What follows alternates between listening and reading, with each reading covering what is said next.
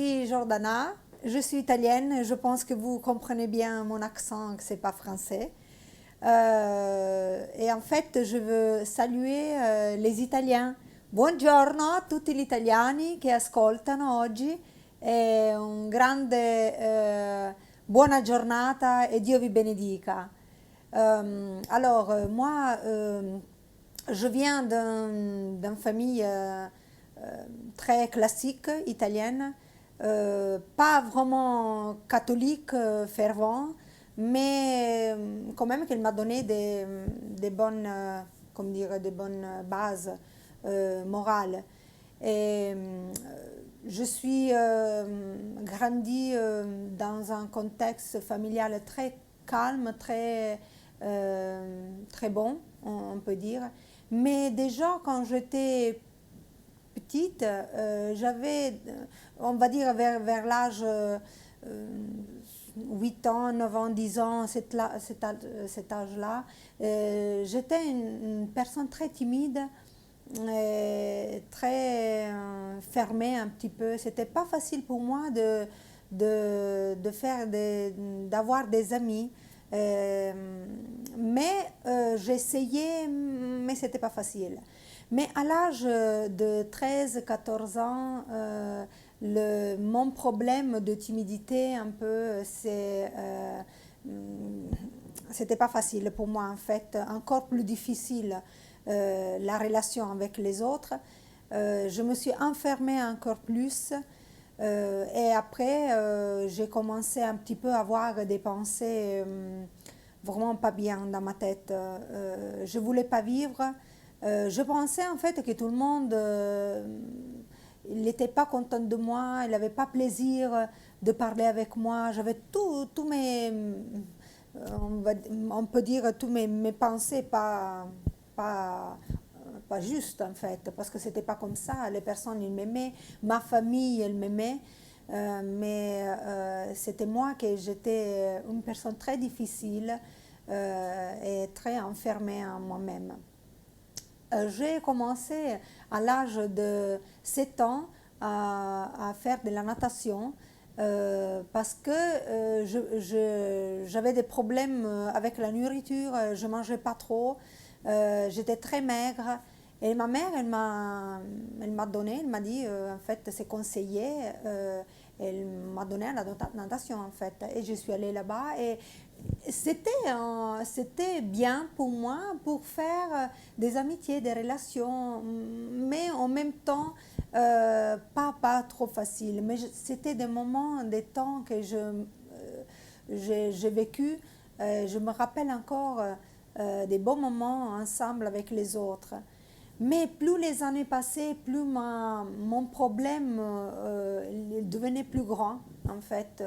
Je suis partie à l'âge de 18 ans, je suis allée à l'université et je me suis dit, je pars de la maison, je pars de ma ville, je laisse mes problèmes en fait dans ma ville, je vais dans une autre ville, je vais commencer une autre vie et peut-être que ma vie va changer. C'était comme ça, je peux dire, juste au début. Mais après les problèmes, comme tout le monde sait, et si tu ne le sais pas, je te le dis aujourd'hui, en fait, tu peux t'échapper, tu peux partir loin, le plus loin possible de ta ville et tu penses que peut-être tu auras une autre vie, tes problèmes, tu les laisses, mais ce ne sera pas comme ça parce que les problèmes, ils viendront avec toi. Et c'était comme ça avec moi. Au début, c'était bien.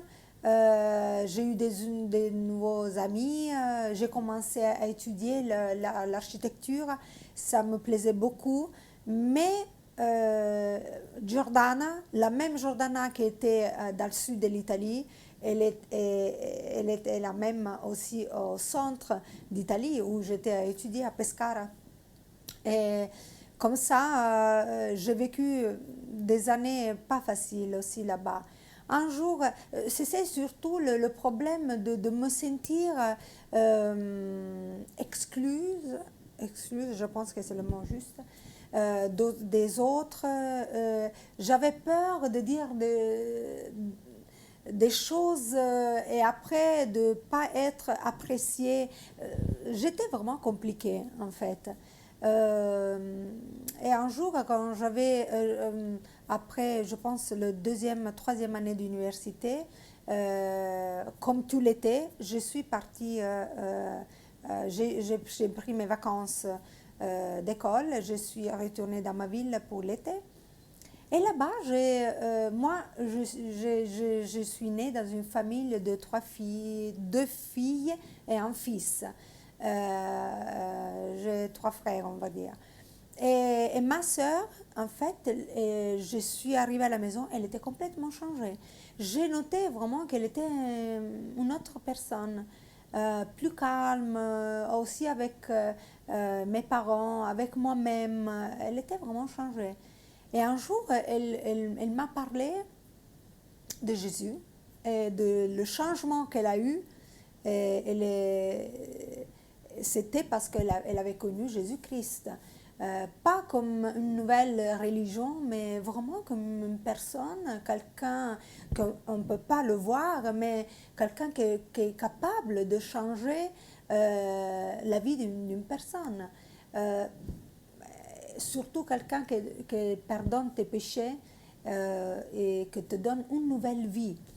Moi, j'étais un petit peu attirée par ça, mais en même temps, je me sentais jugée par ma vie et les erreurs que j'ai commises dans ma vie, parce que aussi j'ai j'ai cherché l'amour dans une personne, dans les garçons, et, mais ce n'était pas vraiment ce qui comblait le vide et le besoin d'affection vraiment intérieur que j'avais besoin.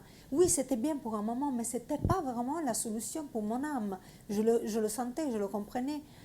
Et, euh, et quand elle m'a parlé de ça,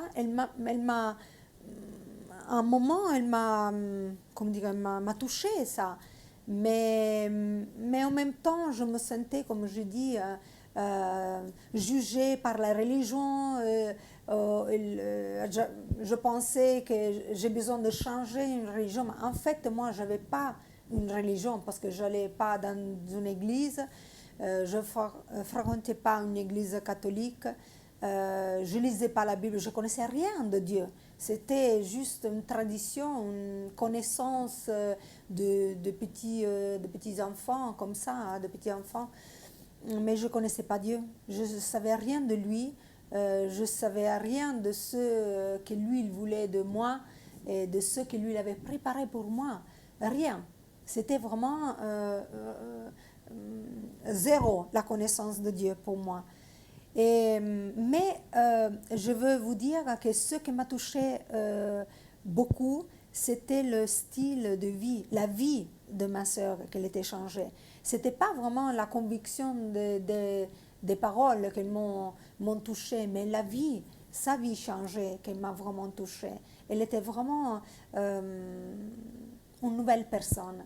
Et ça m'a donné une espérance, parce que je me suis dit, c'est Dieu, il était capable de changer la vie de ma sœur, de faire d'elle une nouvelle personne, plus gentille, qu'elle aimait, elle aimait la vie, elle aimait les autres, comme ça. Elle avait une paix dans son cœur que moi j'avais un désir d'avoir cette paix, parce que des fois j'avais des pensées mauvaises dans ma tête.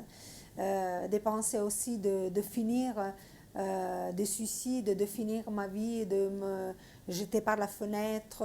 Je pensais que comme ça mes problèmes vont finir. Euh, c'était un moment vraiment, comment dire, noir dans ma vie. Et quand j'ai vu elle, je me suis dit peut-être qu'il y a une espérance pour moi. Un jour, comme ça, elle m'a demandé conseil d'une chose très simple de la vie, comme faire pour changer de travail ou pour commencer un travail. Et ça me, comment dire, touchée, parce que je me suis dit, elle m'a jamais demandé conseil dans sa vie, parce que Simona, c'est son nom, son prénom. Elle est très forte comme caractère. Elle savait toujours ce qu'il faut faire, au contraire de moi, que j'étais le contraire en fait. Pas sûre de soi-même, pas sûre des choix qu'elle veut faire dans sa vie. Et ce jour, elle me demande conseil. Je me suis dit, je lui donnais un conseil comme je pensais, en fait, que c'était juste donné. Et ça m'a ouvert les yeux. Et je me suis dit, ça, c'est le moment maintenant de connaître ce Dieu qu'il a changé. Parce que pas, c'est pas la même personne que je connais toute ma vie. Le Seigneur, il a vraiment changé. Et un jour, je lui dis, je veux venir avec toi dans l'église où tu vas pour voir comme ça. Mais je te demande une chose, je veux que personne me vient saluer, faire beaucoup de questions comme ça. Je viens juste tranquillement dans l'église. Elle m'a dit oui, oui, t'inquiète pas.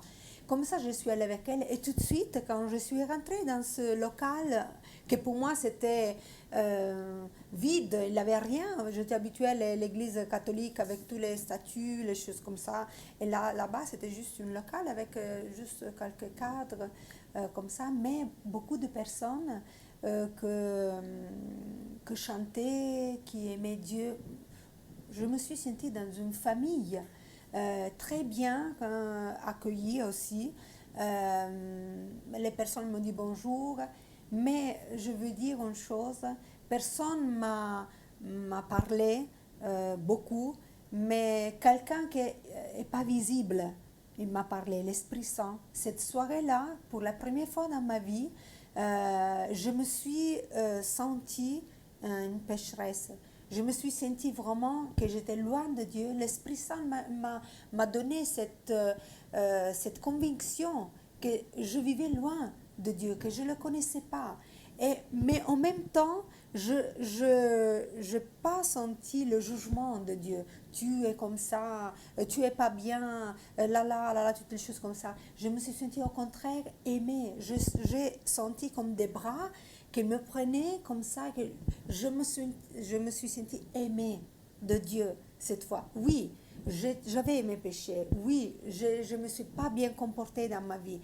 Mais je n'ai pas senti un Dieu qu'elle m'a accusé, mais un Dieu qu'elle m'a aimé et elle voulait m'aider dans ma vie. Et comme ça, personne ne m'avait dit qu'est-ce qu'il faut faire. J'ai demandé à Dieu pardon de mes péchés. C'était incroyable, c'était un bouleversement de ma vie dans une soirée, seulement une soirée. Et de cette soirée-là, dans l'année 87, Dieu a changé complètement ma vie. Je me suis acheté une Bible, j'ai commencé à la lire. J'ai regardé Dieu, mais tu es vraiment ce Dieu-là. Je ne te connaissais pas, un Dieu qui m'aime, un Dieu qui est prêt à me guider pour ma vie. Et de ce moment-là, Dieu m'a aidé aussi à laisser beaucoup de choses aussi. Je fumais, j'avais autre vices, on peut dire, mais Dieu m'a aidé à tout laisser pas parce que il me jugeait, mais je l'ai fait parce que je voulais le faire, parce que je voulais vivre une vie vraiment saine, une vie qui plaisait à lui. Et après un petit moment, j'ai senti encore plus fort dans ma vie le désir de tout laisser, de suivre celui-là qu'il m'a donné tout. Pour moi, c'était la libération. Pour moi, c'était, j'avais la joie dans mon cœur, j'avais la paix dans mon cœur, j'avais surtout la joie de savoir que j'étais aimée, aimée de Dieu. Et l'amour de Dieu m'a aidé à aimer les autres. Il m'a aidé à parler de Dieu. Il m'a aidé à être libre aussi de ne pas se sentir jugé des autres. Parce que, bien sûr, des fois, pas tout le monde nous aime, mais je n'avais pas peur. Si quelqu'un pense quelque chose de moi, pas importe, je sais ce que Dieu pense de moi. Et j'essaye quand même de me comporter, bien sûr, bien avec les autres, avec amour. Mais si je ne plaise pas à quelqu'un, c'est pas plus un problème pour moi. Moi, je sais maintenant que Dieu m'aime et qu'il est mort pour mes péchés. Il a donné sa vie, Jésus-Christ, quand il est venu à mourir sur la croix, pour moi, pour me donner une nouvelle vie. Je suis une nouvelle créature. Et ça m'a donné la force, elle m'a donné la force de tout laisser et de partir pour parler aux autres de la même chose, de cette belle vie qu'on peut vivre avec Jésus-Christ. Dans l'année 90, j'ai tout laissé, l'université. J'étais presque dernière année de mes études, mais j'avais demandé à Dieu de me montrer le moment de tout laisser parce que je voulais vraiment le servir. Je voulais aller par tout le monde, dans tout le monde, parler de lui, parler de ce qu'il lui avait fait pour que quelqu'un d'autre connaisse cette merveilleuse liberté qu'on peut avoir en Jésus-Christ, cette merveilleuse liberté de savoir que nous pouvons devenir des fils et des filles de Dieu. Et comme ça, j'ai tout laissé, comme je dis. Et je me suis unie à une mission qui s'appelle Christ et la réponse en Italie.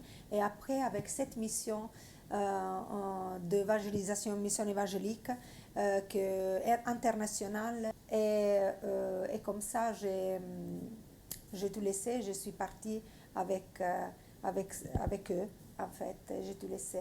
Et maintenant, je suis en France avec le même désir de parler de Dieu et de te parler en fait de la mort de Dieu. Dieu t'aime et Jésus-Christ est venu pour toi et pour t'aimer et pour pardonner tes péchés et pour te donner une nouvelle vie. Que Dieu te bénisse. Au revoir. Bonjour à tous. Je suis contente d'être ici et merci pour l'accueil de Art and Voice et pour l'occasion que me donne de chanter à la gloire du Seigneur. Moi, je suis missionnaire ici en France, je suis italienne, mais on a vécu avec mon mari dans les pays de l'Est pour 23 ans. Et comme ça, on a appris la langue, le russe, le roumain, on parle l'anglais aussi. Mais ce soir, je voudrais chanter un chant en roumain parce qu'on a vécu en Moldavie et là-bas, la langue en fait qu'on parle, c'est le russe et le roumain. Et ce chant, c'est un chant que vous peut-être connaissez bien parce que c'est traduit d'un chant en anglais. Et il dit que chaque jour, je veux vivre avec toi, Seigneur. Chaque jour, je veux que ton Esprit Saint, ça me donne la force d'aller en avant. Je veux chaque jour suivre tes pas. Chaque jour, Seigneur, je veux vivre pour toi. Ça, c'est la signification en fait de ce chant. Que Dieu vous bénisse.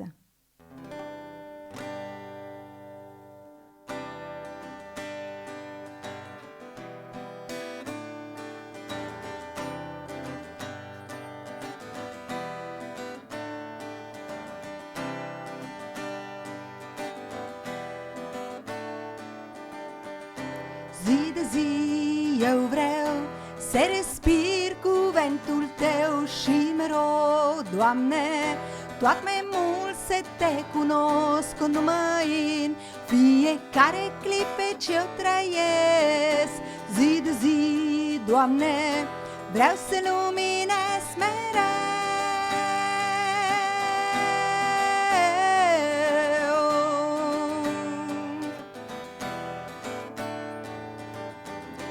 Zi de zi eu vreau să respir cuvântul tău și mă rog, Doamne, tot mai mult să te cunosc numai în fiecare clipă ce-o trăiesc.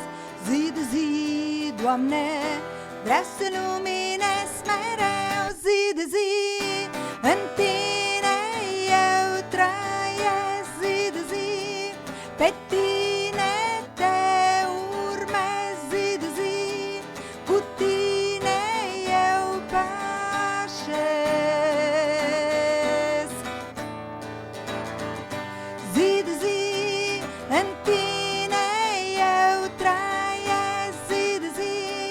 pe tine te urmez. Zi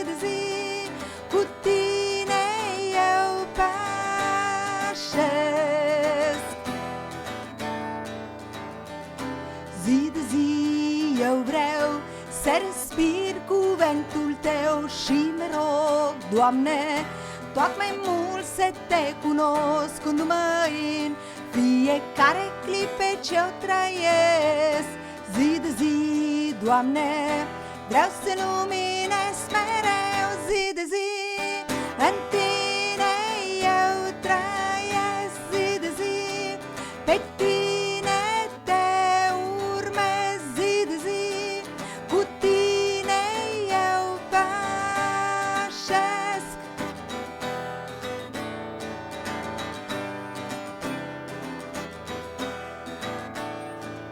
Eu vreau cu Tine să trăiesc, eu vreau cu Tine să trăiesc, eu vreau cu Tine să trăiesc.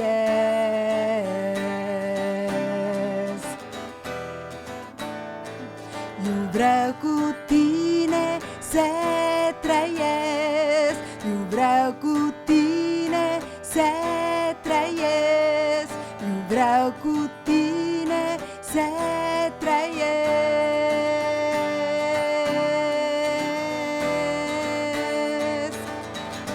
Zi de zi, în Tine eu trăiesc zi de zi, pe Tine Te urmez zi de zi, cu Tine eu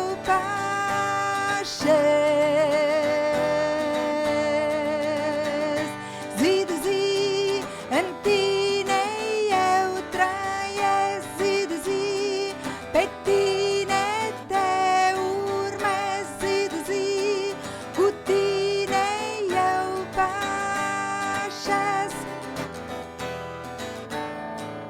Eu vreau cu Tine să trăiesc, eu vreau cu Tine să trăiesc, eu vreau cu Tine să trăiesc.